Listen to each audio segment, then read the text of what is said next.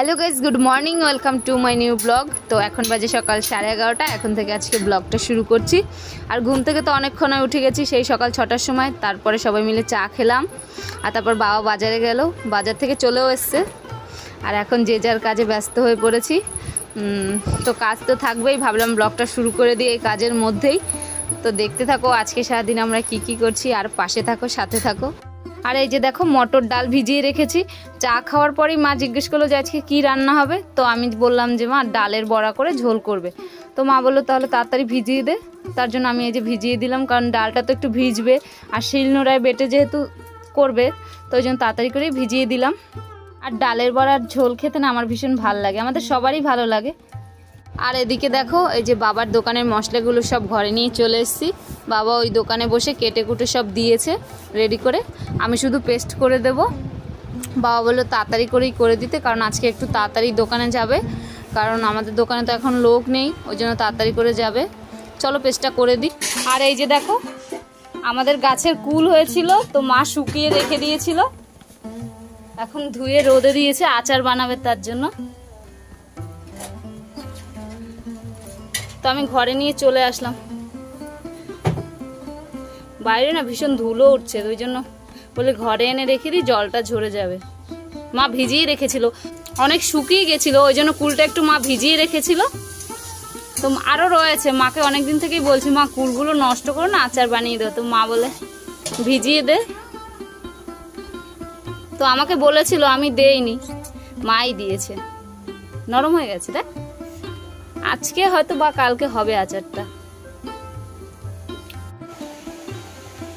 আর এই যে বোনের পুজো দেওয়া হয়ে গেছে। আর বললামই তো তোমাদেরকে যে আমাদের ঘরে একটু তাড়াতাড়ি করেই পুজো দেওয়া হয়, না হলে মা ভীষণ রাগ করে। ওই জন্য বোন ঘুম থেকে উঠেই চা খেয়ে তারপরে পুজো দিতে চলে গেছে। পুজো দিয়ে উঠে এই যে রান্না বসিয়ে দিয়েছে, ডাল হচ্ছে, আর এদিকে কুদলি ভাজা হচ্ছে। আর তোমাদের তো বলেছি যে বড়া হবে, আর এই যে সয়াবিনের তরকারি হবে। তো এই যে সয়াবিনটা ভিজিয়ে দিয়েছে, এবার সিদ্ধ করবে।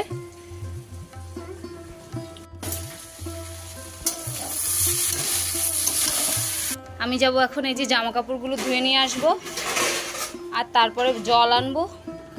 আর বোন তো ওদিকে রান্না করে নিচ্ছে।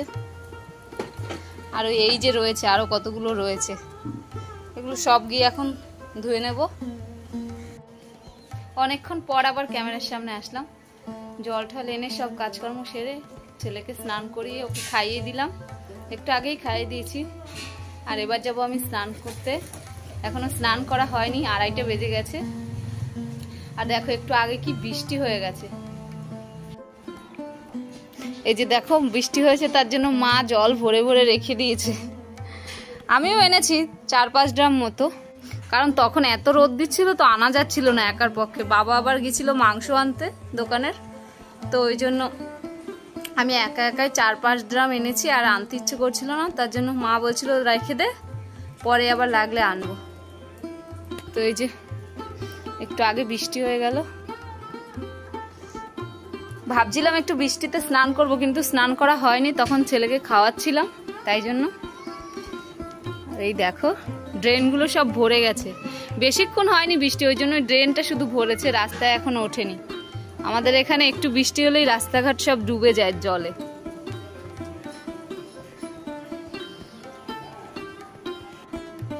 তো যাই স্নানটা করে আসি, অনেকটাই দেরি হয়ে গেছে। আর এই যে দেখো আমার ছেলে আমার হাতে নেল পালিশ পরিয়ে কি করে দিয়েছে, পুরো হাত পা সব লাগিয়ে দিয়েছে।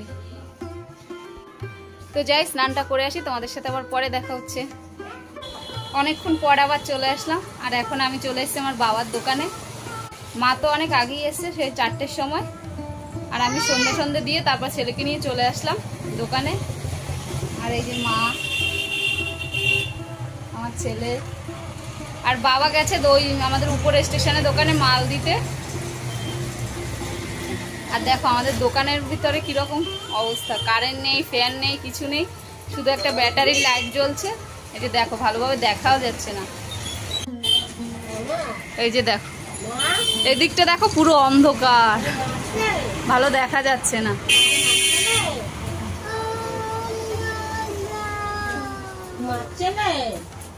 এই যে কারেন্টের লাইন করা রয়েছে কিন্তু লাইন কেটে দিয়েছে, ওই জন্য ভীষণ অসুবিধা হচ্ছে। তোমাদেরকে তো বলেছি যে পাশের দোকানে কাজ হচ্ছে, আরো ওই জন্য ওই দোকানের লাইনটা কেটে দিয়েছে, আর একসাথেই দোকানগুলো সব, তো ওই জন্য লাইন কেটে দিয়েছে। আর দেখো ভালোভাবে দেখাও যাচ্ছে না, গ্যাস জ্বলছে, বাবা আস্তে করে দিয়ে গেছে।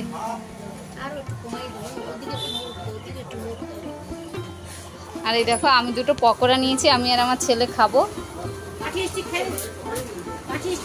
না চিকেন স্টিক খাবো না। এই খাবি তো পকোড়া? খাবি? নে, গরম দেখো, ভালো দেখাও যাচ্ছে না, যেমন অন্ধকার তেমনি মশা। গরম বাবা, আমার কাছে দাও, আমি খাইয়ে দিচ্ছি।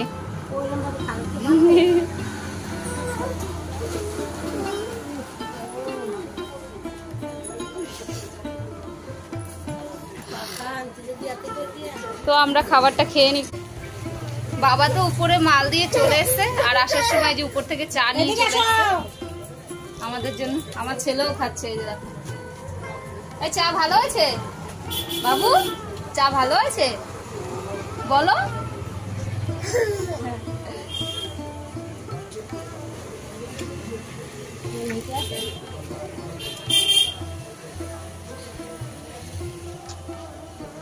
এনার আবার চা খেতে ইচ্ছে হলো আজকে, গরম।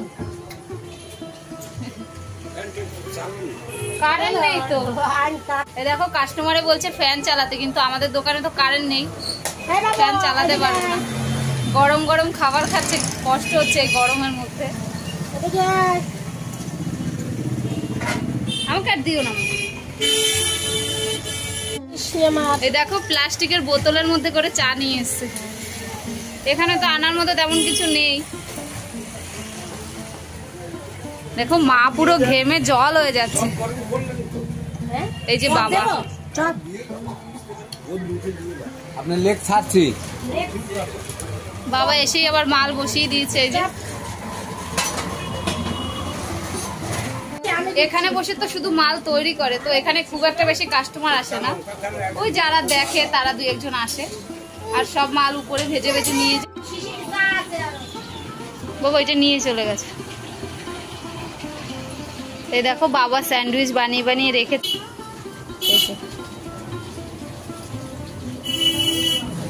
এটা এইভাবে কাটবে এখান থেকে।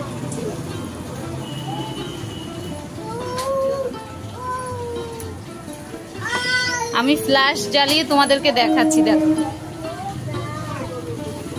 এই যে কাটছে বাবা। দেখো বাবার কি অবস্থা, ঘেমে পুরো গেঞ্জি ভিজে গেছে।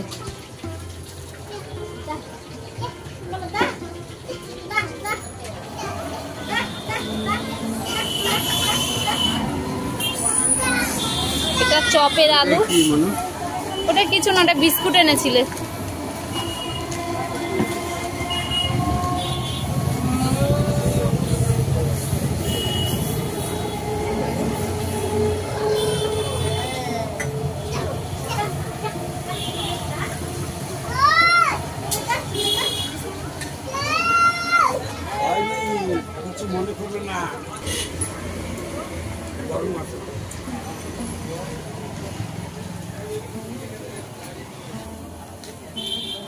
আর এদিকে দেখো বাবা এই যে স্যান্ডউইচ ভাজছে।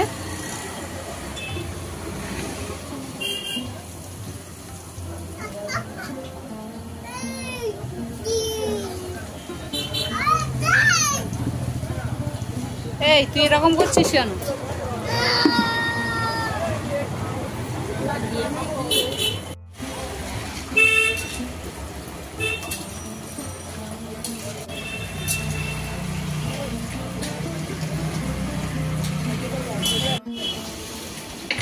এই যে বাবা আবার দোকানে মাল নিয়ে যাচ্ছে, এই বক্সের ভিতরে করে করে নিয়ে দিয়ে আসে গিয়ে।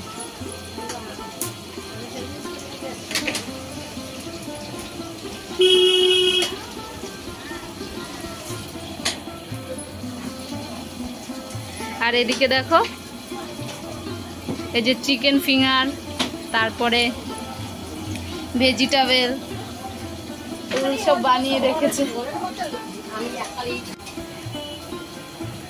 এই যে মা বাড়ি দিয়ে এসছে, তাও এই যে পান জর্দা সব সাথে করে নিয়ে চলে এসছে। দুষ্টামি করিস না বাবু। দেখো এই টেনে টেনে টুলটাকে বাইরে নিয়ে চলে গেছে। একটু ভয় নেই।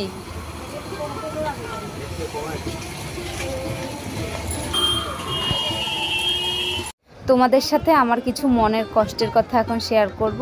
ছোটবেলা থেকেই দেখে এসেছি বাবা মা খুব কষ্ট করে আমাদেরকে মানুষ করেছে, বড় করে তুলেছে। 3 ভাই বোনকে পড়াশোনার খরচা, তারপরে যাবতীয় অন্যান্য খরচা সব কিছুই এই কাজ করে চালিয়েছে। বোন সবেমাত্র কিছুদিন হলো গ্র্যাজুয়েশন কমপ্লিট করেছে, ভাইও সেকেন্ড ইয়ারে পড়ছে, আর আমাকেও গ্র্যাজুয়েশন পর্যন্ত পড়িয়েছে। তারপর আর আমি ইচ্ছে করেই পড়িনি, তারপর বিয়ে দিয়ে দিয়েছে। খাওয়া দাওয়ায় কখনো কষ্ট হয়নি, তোমাদের আশীর্বাদে চলছে এখন পর্যন্ত। খুব ভালো না থাকতে পারলেও খেয়ে পড়ে চলছে জীবন কোনো রকম। বাবা মা অনেক কষ্ট করে, অনেক ঝড় ঝাপটা সামলে আমাদেরকে বড় করে তুলেছে 3 ভাই বোনকে। আমি তো আমাদের পরিবারের বড় সন্তান, তো যখন থেকে আমি বুঝতে শিখেছি তখন থেকেই না আমার মনে হতো যে বাবার এত দুঃখ, এত কষ্ট। আমি যদি বাবার বড় সন্তান মেয়ে না হয়ে আমি যদি বাবার ছেলে হতাম তাহলে বাবার পাশে দাঁড়াতাম, এটা আমার মনে হতো। কিন্তু ভাই রয়েছে, ভাইয়েরও তো দোকান রয়েছে, তারপর পড়াশোনা করছে, ও ওইসব সামলে আর বাবার সাথে সাহায্য করতে পারে না। বোন তো আমার একটা মেয়ে হয়ে যথেষ্টই বাবার সাথে সাহায্য করে, আর আমি বিয়ের আগে তো করেছি, সেটা আমার বাবা মাই না হয় বলবে কোনো একদিন, কিন্তু আমি আর বলবো না। মায়ের গা থেকে টপ টপ করে ঘাম ঝরছে, কারণ মা তো এই তেলে ভাজার কাছে কখনো দাঁড়ায় না।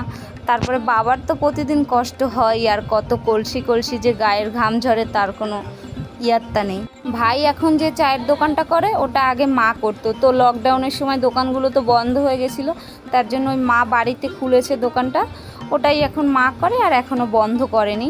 লকডাউনের পরে ভাইয়ের উচ্চ মাধ্যমিক দেওয়া হয়ে গেছে, তো ভাই বিভিন্ন ক্যাটারিংয়ে যেত, তো মা বলেছে যে তুই আর ক্যাটারিংয়ে যাবি না, আর রাত করে বাড়ি ফিরতো, ওই জন্য বললো যে তুই আমার দোকানটাই এখন বস, আর বাড়ির দোকানে আমি কিছুদিন থাকি, পরে দেখা যাবে কি হয়। এই করেই চলছে এখন পর্যন্ত। আর সত্যিই বলছি, আমার না মনে হয় যে আমি যদি আমার বাবা মায়ের বড় মেয়ে না হয়ে বড় ছেলে হতাম, দাঁড়াতে পারতাম, আমার তো বিয়ে হতো না, বাবাকে অনেকটা সাহায্য করতাম। আর ভাই তো আছেই সাথে, ভাই যে একটু বাবাকে সাহায্য করবে সেটাও পায় না, কারণ মা তো ভাইকে এই দোকানে বসিয়ে দিয়েছে। ও তো ক্যাটারিং করতো, আর তার সাথেও ও যাতে কোনো আড্ডা ফাড্ডার সাথে যুক্ত না হয়, ওই জন্য বললো যে একটা জায়গায় ওকে বসিয়ে দিই, তাহলে বেশি আড্ডায় যুক্ত হতে পারবে না। আর তাছাড়া ভাইকে বাবা বেশি কষ্ট করতেও দেয় না, কারণ বলো তো 2 বোনের পরে এক ছেলে হয়েছে, তো ভীষণ আদরের। ভাইকে দিয়ে দোকানের 1 ড্রাম জলও আনায় না, বলে বাবুর কষ্ট হবে। তারপরে ট্রেন লাইন রয়েছে, ওখান থেকে ট্রেন লাইন থেকে জল উঠিয়ে নিয়ে আসবে, তাই জন্য বাবা ভয়ে আর ওকে যেতেও দেয় না 1 ড্রাম জল আনতেও। বাবাই যায় গিয়ে জল এনে তারপরে এই সব দোকানদারির কাজকর্ম করে।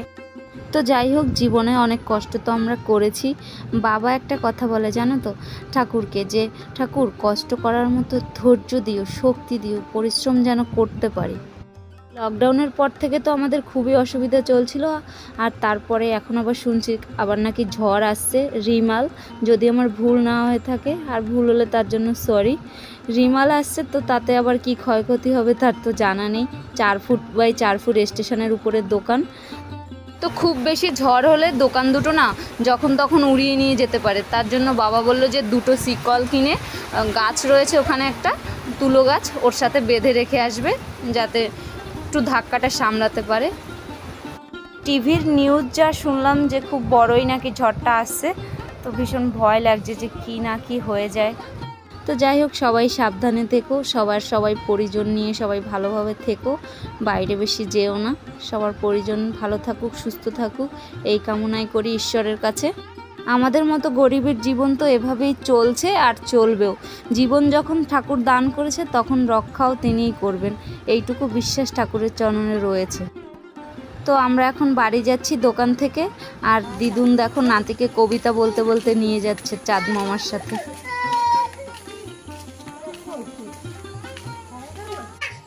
তো আমরা দোকান থেকে তো বাড়ি চলে এসেছি, আর এসে ছেলেকে খাবার খাওয়ালাম, তারপরে 2টো বিছানা করলাম, ঘর ঝাড় দিলাম, অনেক কাজ করেও নিয়েছি, আর এবার ছেলেকে ঘুম পাড়িয়ে দেবো। তো আজকে ভিডিওটা এখানেই শেষ করে দিচ্ছি।